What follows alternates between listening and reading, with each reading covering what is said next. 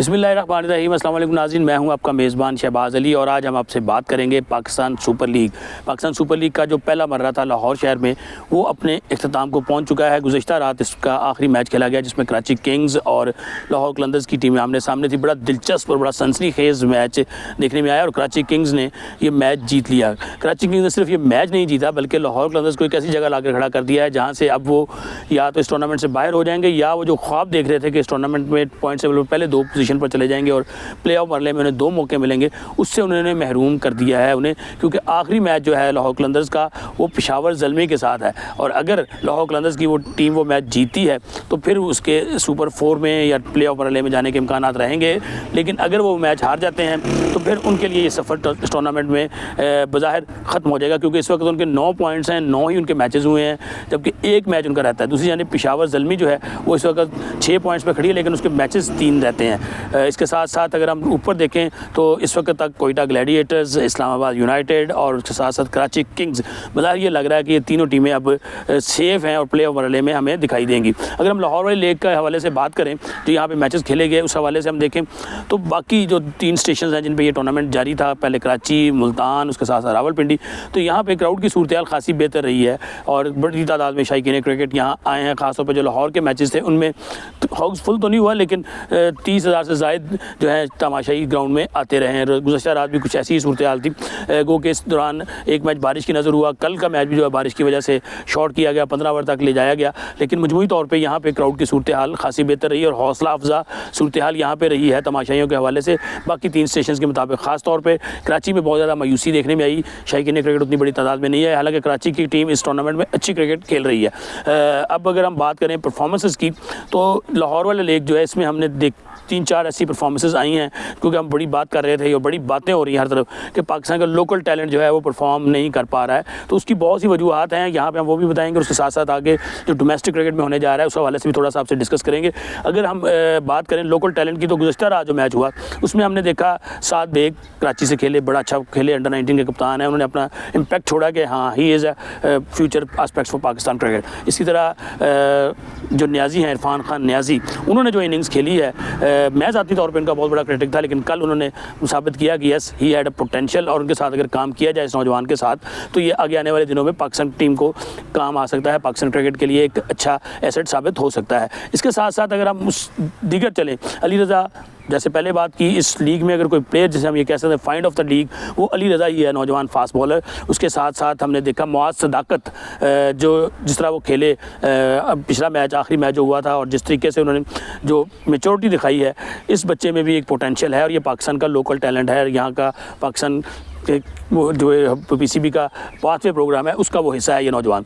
इसके साथ साथ अब्दुल समद, उन्होंने भी अपना इम्पैक्ट छोड़ा है लेकिन अब तक उतना परफॉर्म नहीं कर सके। हसन नवाज़ के हवाले से मैं बात करूंगा, जो कोयटा ग्लैडिएटर्स का आखिरी मैच हुआ और जिस तरह की उन्होंने इनिंग खेली, नॉर्मली हमने पाकिस्तान टीम में देखा है टॉप ऑर्डर में खेलते हुए, लेकिन इस दफ़ा वो नंबर 4 पर आए और पूरी इनिंग को उन्होंने एंकर किया। गो कि आखिरी ओवर में उन्होंने 2-3-4 ऐसे शॉट खेले, यानी कि पहला शॉट खेला, कैच ड्रॉप हो गया, फिर एक छक्का मारा, फिर कैच ड्रॉप हो गया, 3 कैच उनके ज़रूर ड्रॉप हुए आखिरी ओवर में, लेकिन उससे पहले जो इनकी इनिंग थी वो बड़ी नीट एंड क्लीन और बड़ी अच्छी एक सुलझे हुए बैट्समैन की इनिंग थी। तो इससे लगता है कि हसन नवाज़ के अंदर जो पोटेंशियल है वो हमें दिखाई दी है कि वो आने वाले दिनों में इसको मज़ीद बेहतर करते हुए पाकिस्तान टीम के अंदर अपना हिस्सा जो है जगह भी पक्की कर सकते हैं और इस बच्चे में ये पोटेंशियल है कि वो टीम को साथ लेकर चल सके और मैच फिनिशर बन सकता है। ये अब हमारे कोचेज़ की जिम्मेदारी है कि उसके साथ किस तरह काम करते हैं, क्योंकि नॉर्मली हमने देखा है जब बच्चा अच्छी क्रिकेट खेलता हुआ अकेडमी जाता है तो वापस आके वो अच्छा होने के बजाय शायद पीछे चला जाता है। बहरहाल हसन नवाज़ की जैसे मैंने बात की, बाकी जो बैट्समैन की बात की, तो ये पाकिस्तान क्रिकेट की पोटेंशियल हैं और आने वाले दिनों में ये हमें अच्छी क्रिकेट खेलते हुए दिखाई देंगे।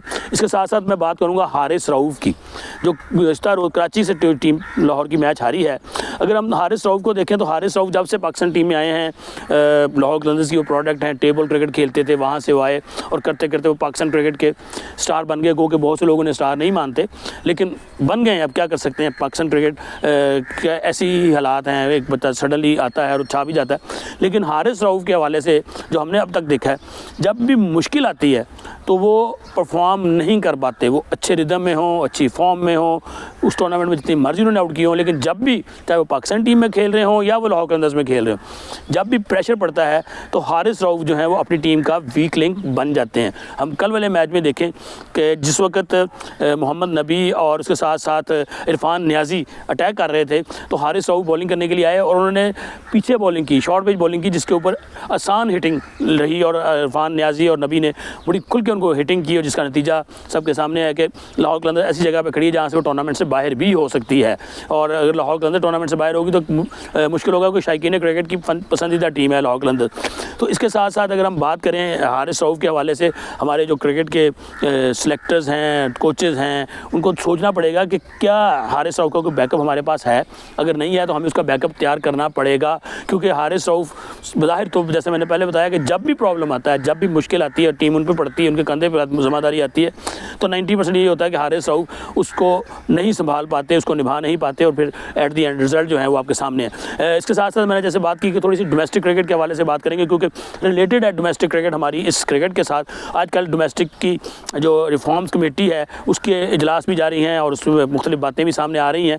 लेकिन एक बात तय है कि अगर हमें अपनी क्रिकेट को ठीक करना है, हमें अपनी क्रिकेट को एक डगर पर डालना है, जैसे 2000 से पहले हमारी क्रिकेट थी वहाँ लेकर जाना है। हमारी क्रिकेट से बच्चा जो तैयार आता था, हमने मिसालें हमारे पास मौजूद हैं, वसीम अकरम, तौसीफ़ अहमद, आकिब जावेद, वकार यूनुस, इंज़मामुल हक, बासित अली, राशिद लतीफ़, मोइन खान, एक लंबी लिस्ट है। ये वो बच्चे हैं जो अंडर 19s या क्लब क्रिकेट से आए, अंडर 19s में, अंडर 19 से सीधा पाकिस्तान टीम में चले गए।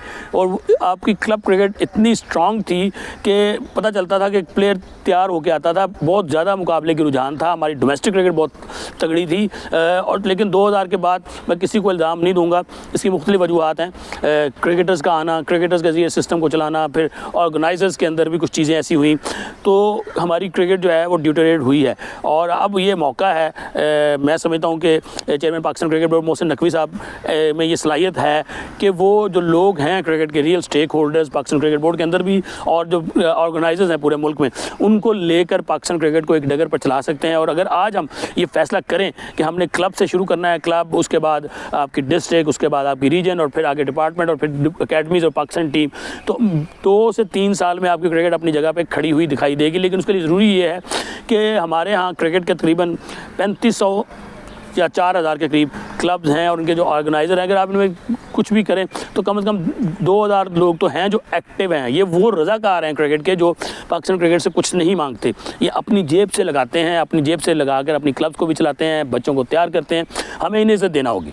इसके साथ साथ हमें बैठना होगा और देखना होगा कि रीजनल ये जो हमारे यहाँ बना हुआ है, कभी 8 टीमें खेलेंगी, कभी 10 टीमें खेलेंगी, कभी 16 टीमें फर्स्ट क्लास खेलेंगी, कभी 18 खेलेंगी।